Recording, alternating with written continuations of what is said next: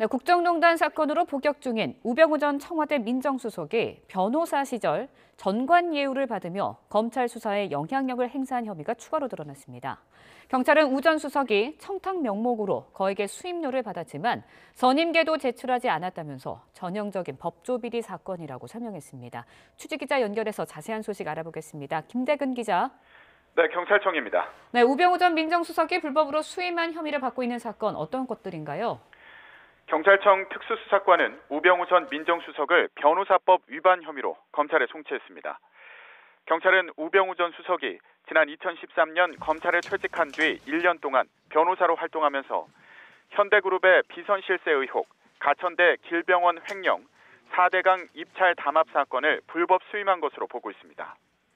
경찰 조사 결과 우 전 수석은 검찰 관계자들에게 청탁하는 대가로 모두 10억 5천만 원을 받은 것으로 드러났습니다. 현대그룹의 비선 실세가 경영에 개입하고 비자금을 조성했다는 의혹과 관련해 현대그룹 측으로부터 수사 진행 상황 파악과 무혐의 처분 등을 조건으로 착수금과 성공보수 등 6억 5천만 원을 받았습니다. 또 가천대 길병원 횡령 사건과 관련해서는 당시 인천지검장과의 친분을 내세워 3개월 안에 끝내주겠다며 3억 원을 받은 것으로 조사됐습니다. 우 전 수석은 해당 사건의 수사 결과 발표 일주일 전 인천지검장을 만났고 수사는 약속한 시일 안에 종결됐습니다. 하지만 이 과정에서 우 전 수석은 변호인 선임계도 제출하지 않았고 의견서 제출 등 정상적인 변론 활동도 하지 않았다고 경찰은 설명했습니다. 4대강 입찰 담합 사건도 우 전 수석의 장담대로 검찰 수사는 내사 단계에서 종결됐습니다.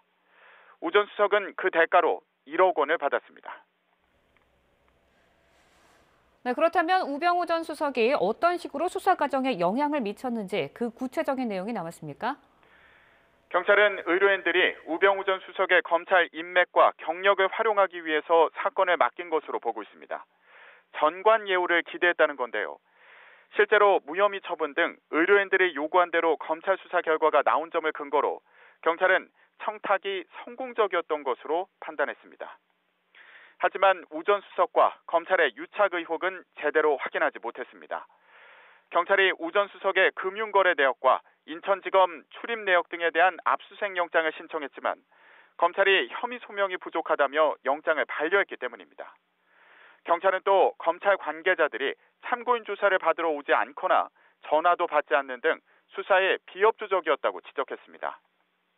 이제 사건은 검찰로 넘어가게 됐는데요. 지금까지의 진행 상황을 볼 때 검찰 수사가 제대로 진행될 수 있을지 주목됩니다.